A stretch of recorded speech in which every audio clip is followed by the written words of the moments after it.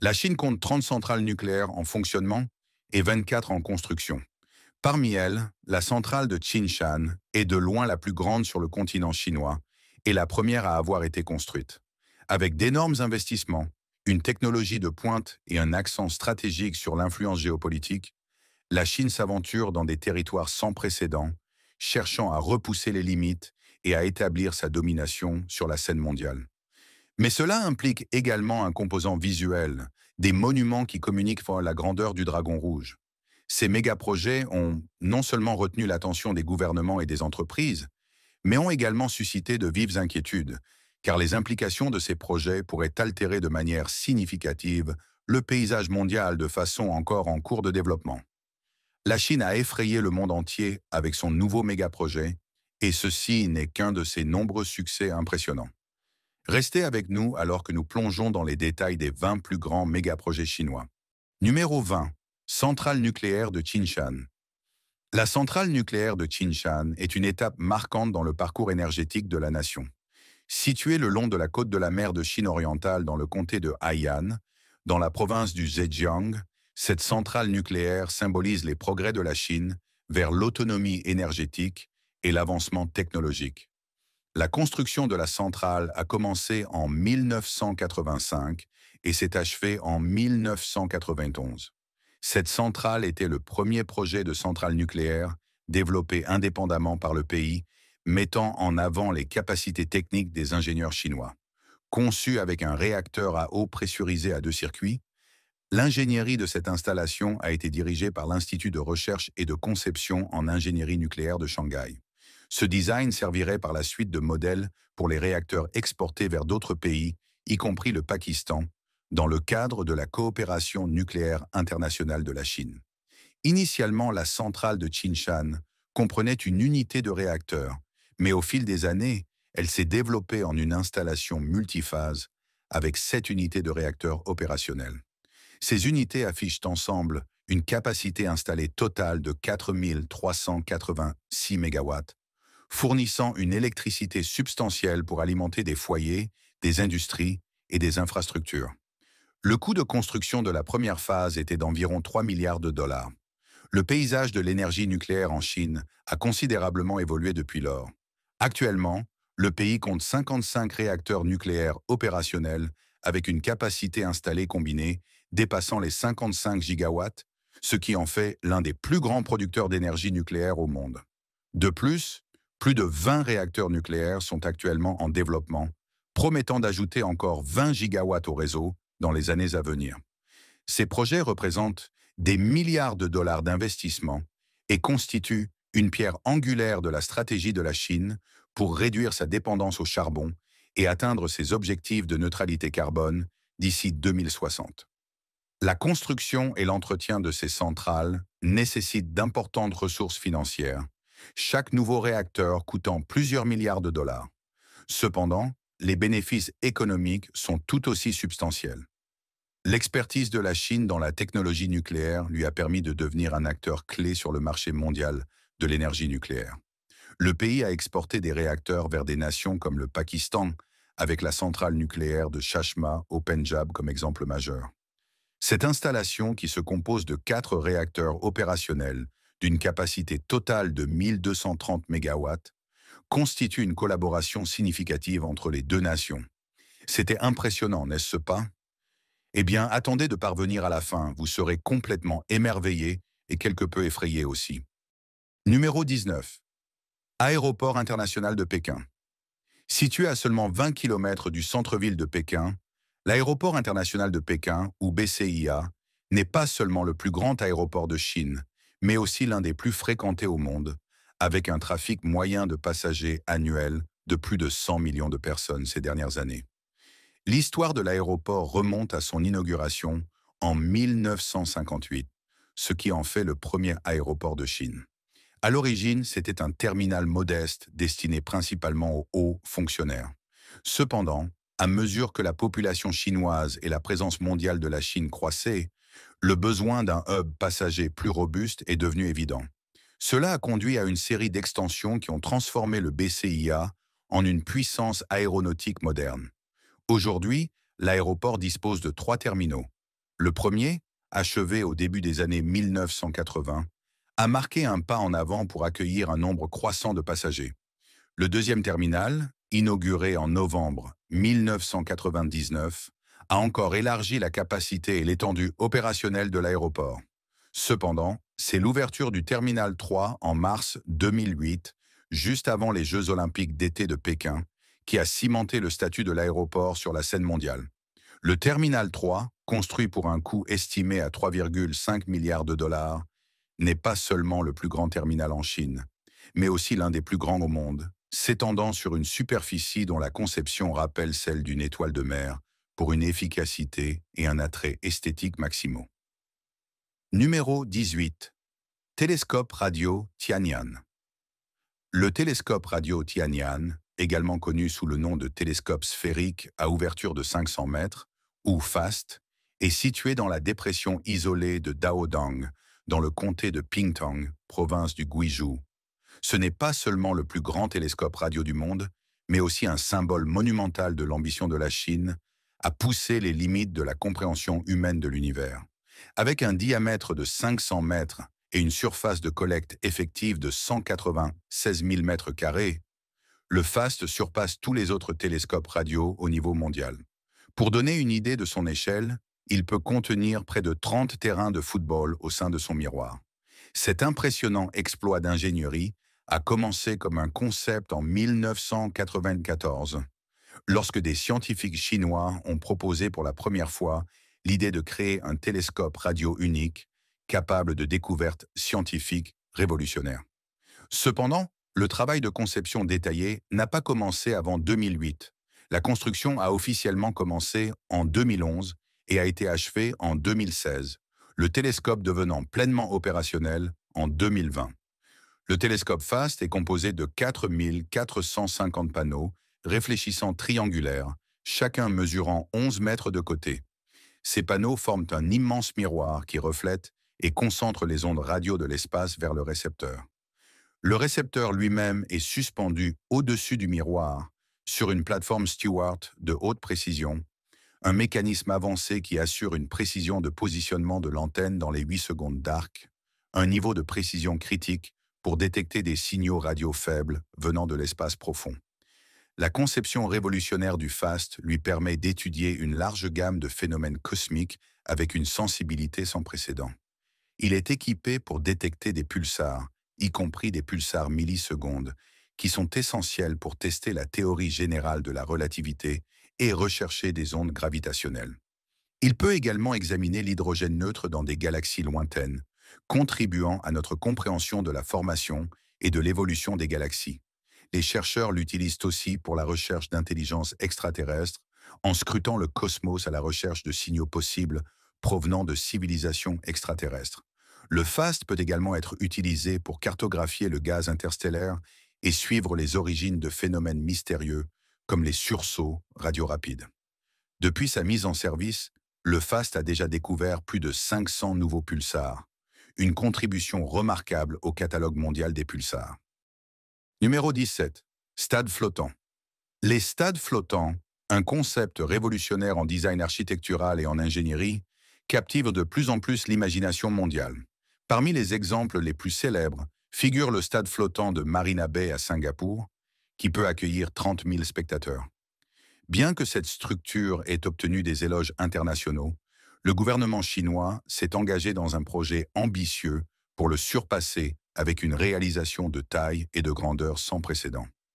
Lorsque le modèle conceptuel du stade a émergé en ligne, cela a fait le buzz sur Internet. Cette arène flottante sera capable d'accueillir plus de 100 000 spectateurs, soit plus de 3 fois la capacité de Marina Bay. Extérieurement, la conception du stade proposé s'inspire de la fleur de lotus, un élément emblématique et profondément symbolique de la culture chinoise. Le choix du lotus n'est pas seulement esthétique, mais également riche en résonance culturelle. Révéré comme une fleur divine, le lotus symbolise la paix, la pureté et l'harmonie, s'alignant parfaitement avec l'esprit du projet.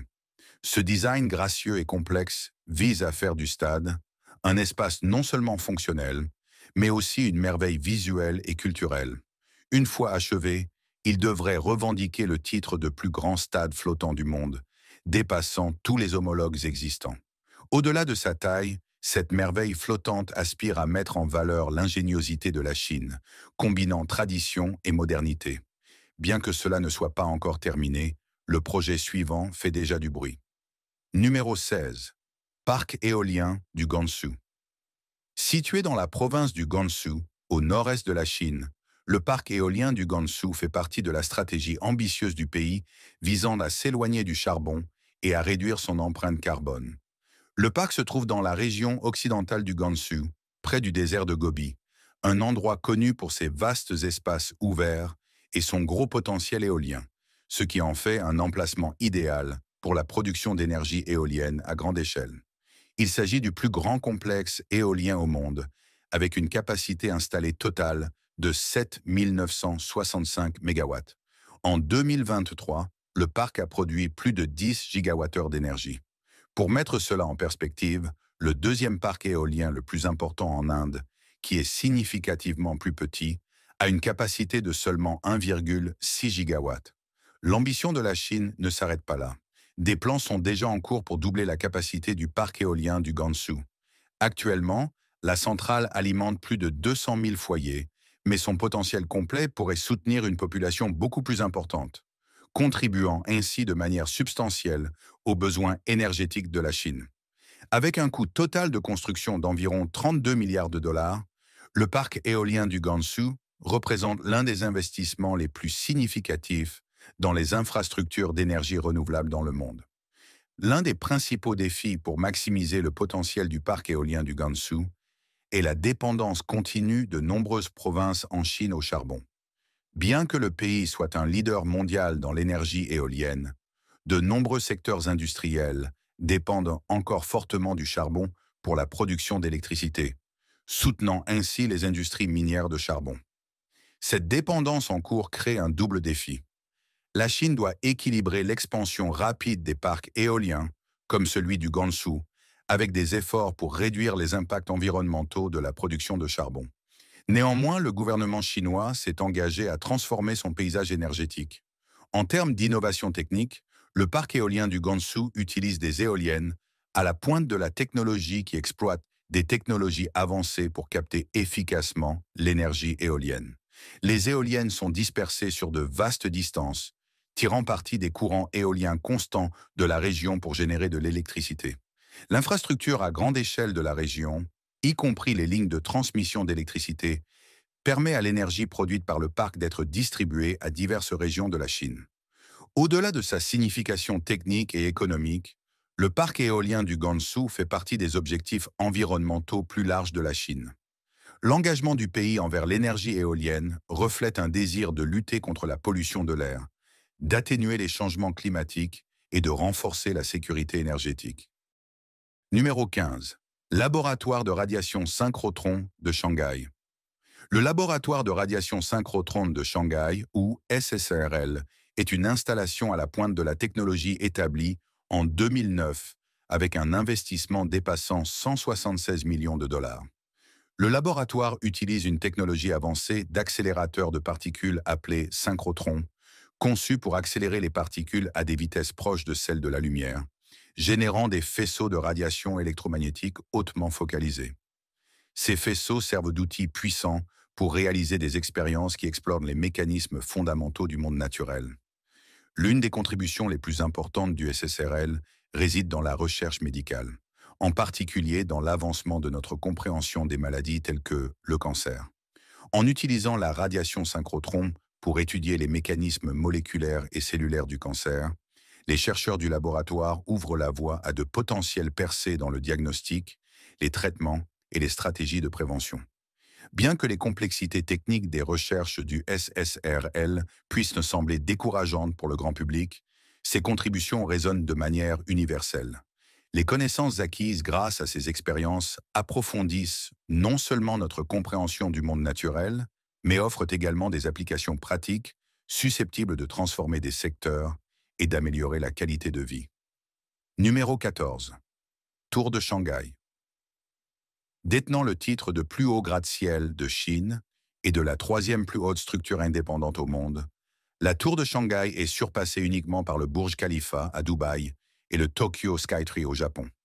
Ce monument emblématique est situé dans le district de Pudong, le long de la rive et du fleuve Huangpu à Shanghai, l'une des villes les plus animées et vibrantes de la Chine. S'élevant à une hauteur de 632 mètres, ou 2073 pieds, elle redessine la silhouette de la ville. La décision de construire la tour de Shanghai a été prise en 1993, mais il a fallu 15 ans de planification, de conception et d'approbation minutieuse avant que la construction puisse officiellement commencer. Les travaux de fondation ont débuté en 2008. Au total, 1000 pieux de fondation ont été enfoncés dans le sol, atteignant des profondeurs de plus de 85 mètres, et ont été remplis de béton pour créer une base solide. Ce vaste travail de fondation était nécessaire pour supporter la structure colossale de la tour, qui comprend 380 000 mètres carrés d'espace, répartis sur 128 étages. La construction de la tour de Shanghai a été une entreprise massive, impliquant des milliers de travailleurs et des technologies de pointe. Il a fallu 6 ans pour achever la structure du bâtiment et, à la fin de 2014, les travaux ont commencé à l'intérieur, qui transformerait finalement la tour en un complexe multi-usage. L'extérieur est recouvert de plus de 20 000 panneaux de verre, conçus pour refléter l'énergie dynamique de la ville, tout en fournissant un effet visuel époustouflant. La caractéristique la plus distinctive de la tour est son design unique en torsion, qui non seulement ajoute à son attrait esthétique, mais aide également à réduire la charge du vent sur la structure. Inaugurée en février 2015, la tour de Shanghai fonctionne désormais comme un complexe commercial à usage mixte. Elle abrite une variété d'installations, notamment des bureaux, des magasins de détail, des restaurants, des centres de divertissement et des salles de conférences. L'un des atouts de la tour est son musée urbain, situé au rez-de-chaussée, qui offre une expérience immersive de la culture et du mode de vie des habitants de la ville à travers des expositions et des figures de cire. Le 118e étage de la tour de Shanghai est doté d'un point de vue qui offre une vue panoramique à couper le souffle sur Shanghai et sa mégapole tentaculaire. Les visiteurs peuvent contempler l'une des villes les plus densément peuplées au monde, admirant les vues sur le fleuve Huangpu, les gratte-ciels voisins et le band historique. La plateforme d'observation est l'une des attractions les plus populaires de la tour, attirant à la fois les habitants et les touristes désireux de découvrir le vaste paysage urbain de la ville d'en haut. Bien que le coût exact de construction de la tour de Shanghai n'ait pas été officiellement divulgué, les estimations des experts situent le montant entre 3 et 4,5 milliards de dollars. Numéro 13. Pont Beipanjiang. Le pont Beipanjiang relie les comtés de Guanling et Qinglong, formant une partie intégrante de l'autoroute Shanghai-Kunming. C'est le plus haut pont du monde, culminant à un incroyable 565 mètres au-dessus du sol. Un exploit qui lui a valu le surnom de « route vers les nuages ». Le pont offre aux voyageurs des panoramas à couper le souffle, souvent au-dessus de la ligne des nuages. La construction du pont Beipanjiang a été une entreprise monumentale, marquée par la collaboration de dizaines de milliers de travailleurs qui ont peiné pour surmonter les défis posés par le terrain accidenté de la région. La construction a commencé en 2011, mais le projet a connu une pause de 2 ans en raison de défis imprévus. Les travaux ont repris en 2013 et, après 3 années supplémentaires d'efforts intensifs, le pont a été achevé en 2016, pour un coût estimé à 150 millions de dollars. Pour les communautés locales, le pont a transformé la vie quotidienne. Avant sa construction, voyager entre les comtés de Guanling et Qinglong nécessitait un périple décourageant de 5 heures à travers des routes sinueuses et souvent dangereuses. Maintenant, avec le pont Beipanjiang, le temps de trajet a été réduit à seulement 1 heure. Au-delà de ses bénéfices pratiques, le pont est devenu un symbole de progrès et un monument emblématique qui incarne l'esprit d'innovation et de résilience. Qu'il soit admiré pour son ingéniosité technique ou son rôle de connexion entre les gens et les endroits, le pont se dresse comme un exemple éclatant de la puissance de l'ingénierie moderne. Numéro 12. Aéroport international de Tianfu à Chengdu. L'aéroport international de Tianfu à Chengdu est le 2e aéroport international servant Chengdu, la capitale de la province du Sichuan, dans le sud-ouest de la Chine. Situé dans la ville de Lujiao, à environ 50 km du centre-ville de Chengdu, l'aéroport représente un ajout majeur à l'infrastructure de la région. Le concept d'un second aéroport pour Chengdu a été proposé pour la première fois en 2007. En tant que seul aéroport existant dans la ville, l'aéroport international de Chengdu Shuangliu a eu du mal à répondre aux demandes croissantes d'une population en forte expansion. L'aéroport de Shuangliu, opérationnel depuis 86 ans, faisait face à des contraintes de capacité en raison du boom économique du Sichuan et de l'émergence croissante de sa capitale en tant que centre de commerce, de culture et de tourisme. En 2011, la recherche d'un site approprié pour le nouvel aéroport a commencé. Après une analyse approfondie, les autorités ont sélectionné Lujiao, une ville avec un espace suffisant et un positionnement stratégique pour accueillir un projet de cette envergure. La construction de l'aéroport a débuté en septembre 2015. Après 6 années de travaux intensifs, l'aéroport de Tianfu a ouvert ses portes aux passagers en 2021, marquant une étape majeure dans la transformation de Chengdu. Actuellement, l'aéroport de Tianfu dispose de 3 pistes et de 2 terminaux, avec une capacité combinée de 60 millions de passagers par an. Cependant, ce n'est que le début de sa vision à long terme. Des plans sont déjà en place pour étendre davantage l'aéroport, y compris l'ajout de 3 nouvelles pistes et de 2 terminaux supplémentaires, doublant ainsi sa capacité pour accueillir 120 millions de passagers par an. Numéro 11. Tunnel sous-marin. Le tunnel de Taiyu en Chine, un exploit remarquable d'ingénierie, s'étend sous le lac Tai, le 3e plus grand lac d'eau douce du pays, situé dans la province orientale du Jiangsu. Plutôt que de perturber la beauté pittoresque du lac avec un pont traditionnel, la Chine a opté pour une solution innovante. Un tunnel autoroutier de près de 11 km, maintenant l'un des plus longs au monde. Ce passage souterrain connecte les autoroutes de Changzhou, Suzhou et Wuxi, allégeant la forte congestion routière entre les villes animées de Shanghai et Nankin. Le tunnel est protégé des éléments. Cependant, naviguer sur une route aussi longue et droite peut être un défi pour les conducteurs, qui peuvent avoir du mal à rester concentrés pendant le long trajet. Pour y remédier, le tunnel est équipé de milliers de lumières LED qui fournissent une stimulation visuelle. Le tunnel lui-même a été construit à l'aide de caissons pour drainer l'eau de la zone où il a été construit, transformant essentiellement un lit de lac asséché en une route submergée. Des puits de ventilation ingénieusement conçus sont intégrés dans le paysage environnant, habilement déguisés en petites îles, statues en forme de coquillage et même un bateau antique, préservant ainsi la beauté naturelle du lac Tai, tout en fournissant une fonctionnalité essentielle. Bien que le tunnel de Taiyu figure parmi les plus longs tunnels routiers au monde, il ne détient pas encore le record. Ce titre appartient au tunnel de Lørdal en Norvège, le plus long tunnel routier au monde.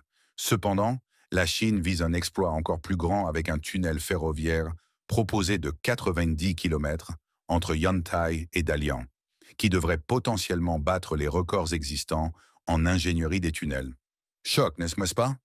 Eh bien, restez avec nous. Il y a encore beaucoup plus à découvrir. Numéro 10. Grand pont d'Anyang Kunshan. S'étendant sur la province orientale du Jiangsu, le grand pont d'Anyang Kunshan relie les villes de Shanghai et Nanjing et est célébré comme le plus long pont du monde, un titre officiellement reconnu par le Guinness World Records. Mesurant plus de 164 km ou 102 miles, le grand pont d'Anyang Kunshan offre un sens vivant de son immensité. Pour traverser toute sa longueur en voiture, à une vitesse constante de 90 km à l'heure ou 56 miles par heure, il faudrait près de 2 heures.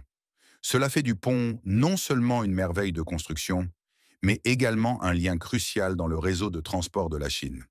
Malgré la taille monumentale du pont, sa construction a été achevée en un temps remarquablement court de seulement 2 ans.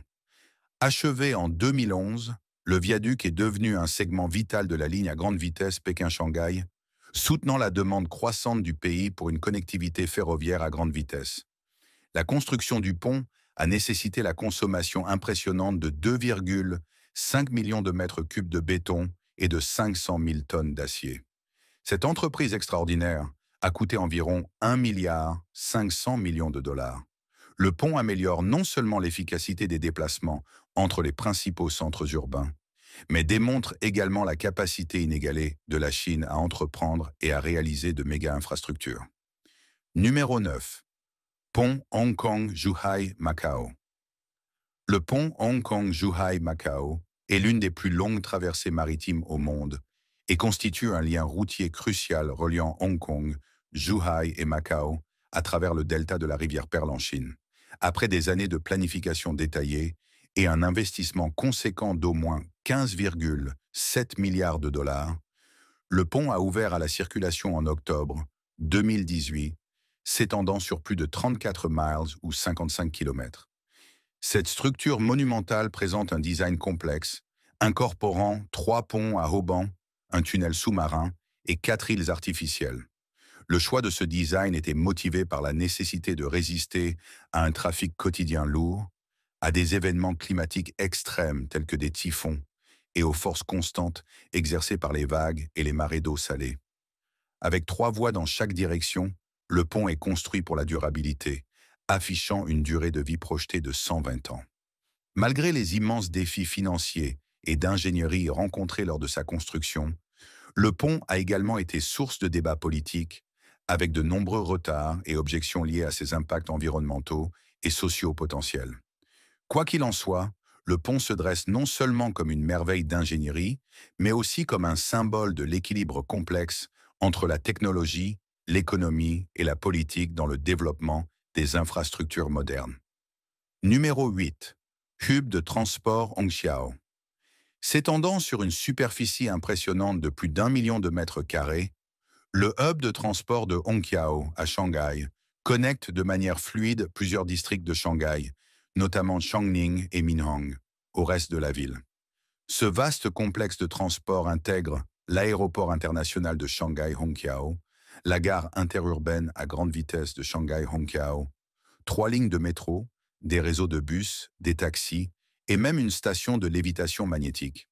L'établissement du hub de Hongqiao a marqué une étape importante pour Shanghai, une ville connue pour sa densité de population immense et son activité urbaine vibrante. L'aéroport international de Hongqiao seul est capable de gérer plus de 40 millions de passagers par an, tandis que le hub dans son ensemble est conçu pour faciliter le mouvement quotidien de plus d'1 million de personnes. De plus, le hub joue un rôle clé dans l'amélioration des voyages interurbains, permettant aux passagers de se rendre de Pékin à Shanghai en seulement 4 heures. Le concept de créer un hub de transport aussi massif a été proposé pour la première fois en 2005, motivé par le besoin de Shanghai de faire face à sa congestion croissante et d'améliorer sa mobilité.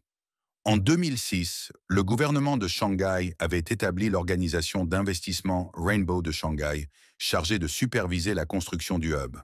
Le projet faisait partie d'une initiative d'infrastructure plus large, liée à l'Expo mondiale. Et à la fin de 2009, la construction était achevée. Le hub de Hongqiao a officiellement commencé ses opérations en 2010 et son impact sur le réseau de transport de la ville a été immédiat et profond. Le succès du hub de Hongqiao à Shanghai a inspiré d'autres grandes villes en Chine, notamment Guangzhou, Shenzhen et Hong Kong, à investir dans des centres de transport similaires à grande échelle. Numéro 7. Musée d'astronomie de Shanghai. Le musée d'astronomie de Shanghai, qui a ouvert ses portes en 2021, abrite le plus grand planétarium du monde, situé dans la ville de Lingang, dans le district de Pudong, à Shanghai. Le musée a rapidement gagné en popularité, avec des billets très demandés, entraînant une limite de visiteurs quotidienne de 5000, disponible uniquement par réservation à l'avance.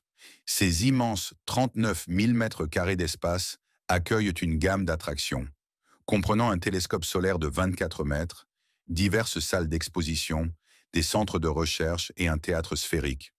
Conçu par des architectes américains, l'architecture du musée se distingue par ses contours incurvés qui évoquent les formes des corps célestes. À l'intérieur, les visiteurs découvrent une variété d'expositions telles que des échantillons de sol lunaire, des météorites et des œuvres originales de figures célèbres dans le domaine de l'astronomie, comme Isaac Newton, Johannes Kepler et Galilée. Numéro 6. Ligne à grande vitesse Guangzhou-Hong Kong. La ligne à grande vitesse Guangzhou-Shenzhen relie la Chine continentale à la ville animée de Hong Kong. S'étendant sur une longueur totale de 142 km, la ligne ferroviaire est devenue un itinéraire essentiel pour des déplacements rapides et efficaces dans la région.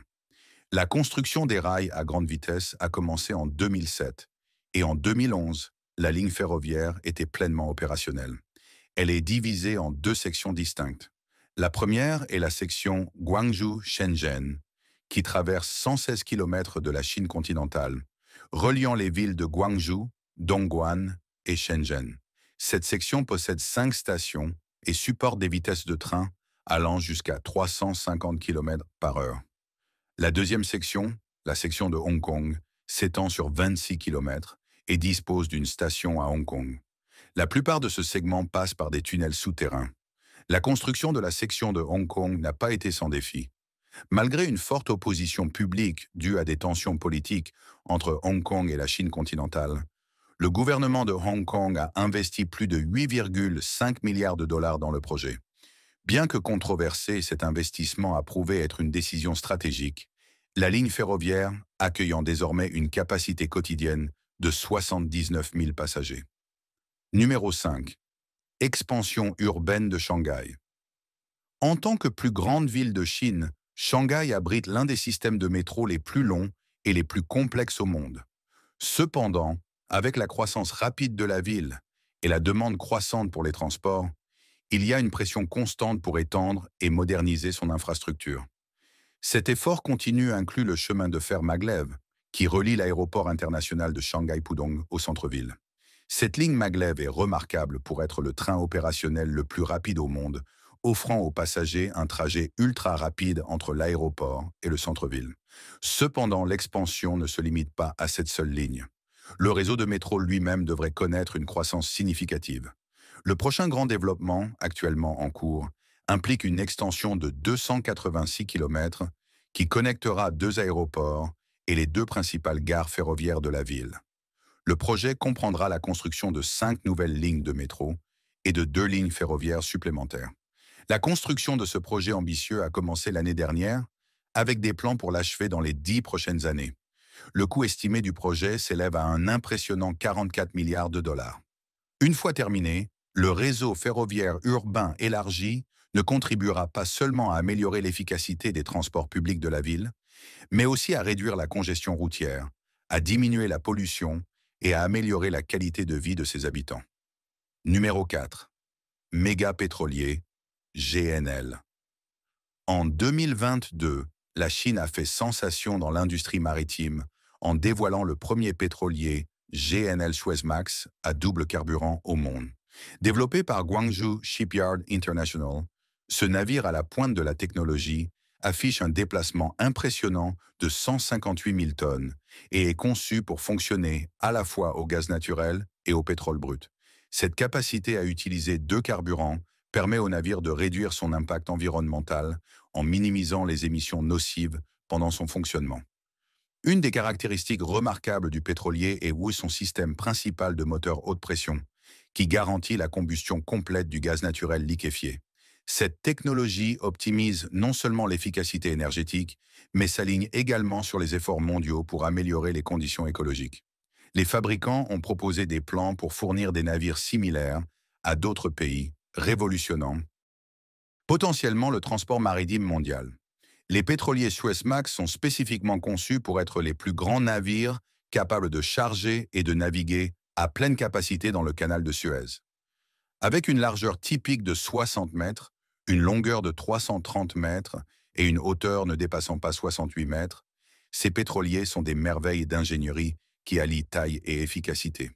Clairement, la Chine a établi une nouvelle référence pour l'avenir du transport maritime mondial, ouvrant la voie à des mers plus écologiques. Numéro 3. Tunnel du détroit de Taïwan. Bien qu'aucun conflit militaire direct ne se soit matérialisé entre la Chine et Taïwan, l'accent croissant de cette dernière sur la domination économique sur Taïwan est évident, puisque cette nation insulaire est considérée comme une puissance économique mondiale, en particulier en raison de sa position en tant que plus grande base monétaire au monde. La Chine a cherché à réaliser la réunification depuis la séparation des 2 régions. Cela nous amène à cette méga-structure proposée. Proposée pour la première fois en 1996, le tunnel du détroit de Taïwan vise à relier physiquement la Chine et Taïwan via un système de tunnels sous-marins. Le projet devait faire partie d'un développement d'infrastructures plus large, connu sous le nom d'autoroute Beijing-Taipei, qui relierait les deux régions d'une manière favorisant l'intégration économique. Le tunnel consisterait en 3 passages sous-marins, chacun 4 fois plus long que le tunnel sous la Manche, reliant le Royaume-Uni et la France. Le projet a attiré une attention considérable lorsque, en 2013, le Trésor d'État chinois a approuvé le plan du tunnel du détroit de Taïwan. Cette approbation a signalé que si jamais la Chine parvenait à établir son contrôle sur Taïwan, le projet tunnel pourrait être mis en œuvre.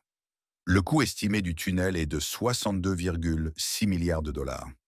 Bien que l'avenir du projet reste incertain, ses implications sont de grande portée, symbolisant la détermination de la Chine à intégrer Taïwan. Numéro 2. Barrage des Trois Gorges.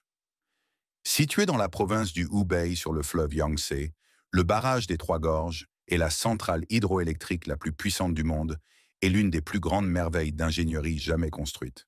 Ce barrage gravitaire détient un record de production annuelle, atteignant 111,8 TWh en 2020 grâce à d'importantes précipitations cette année-là. Le concept du barrage des Trois Gorges a été d'abord imaginé en 1919, mais il a fallu des décennies pour se réaliser. Les premiers plans ont été perturbés par des événements historiques, y compris la guerre sino-japonaise et la guerre civile chinoise qui a suivi. Ce n'est qu'au cours des années 1990 que la Chine a revisité ce projet ambitieux. La construction a officiellement commencé en décembre 1994 et le barrage a été entièrement achevé en juillet 2012 après près de 2 décennies de travaux. Avec un coût estimé à 3,5 milliards de dollars, le projet devait initialement couvrir ses coûts en 10 ans. Mais remarquablement, il a récupéré ses coûts seulement 4 ans après sa mise en service. Eh bien, ce sont là des exploits remarquables, n'est-ce pas? Mais celui-ci va vraiment vous impressionner si vous comprenez la géopolitique. Numéro 1. Îles artificielles en mer de Chine méridionale. La mer de Chine méridionale n'est pas seulement une voie de commerce critique, mais elle revêt également une importance géopolitique substantielle, car l'un des corridors commerciaux les plus fréquentés du monde la traverse. Pour établir sa domination dans la région et contrecarrer l'influence des États-Unis, la Chine a développé des îles artificielles ici. Ces îles ne sont pas simplement symboliques. Elles sont lourdement fortifiées avec une infrastructure militaire avancée. Parmi les systèmes que la Chine a installés figurent des systèmes de défense aérienne sophistiqués et des technologies antimissiles, tous servant à renforcer la capacité de la Chine à défendre ses revendications dans cette région contestée. Le coût de ces projets est estimé à environ 5 milliards de dollars, bien que les détails financiers exacts restent difficiles à établir. Eh bien, c'est tout pour l'instant. Merci d'avoir regardé. Avez-vous aimé cette vidéo? Si c'est le cas, veuillez envisager de liker, de laisser un commentaire et de cliquer sur le bouton s'abonner pour ne pas manquer nos nouvelles publications. De plus, ne manquez pas cette vidéo que vous voyez à l'écran en ce moment. C'est vraiment incroyable.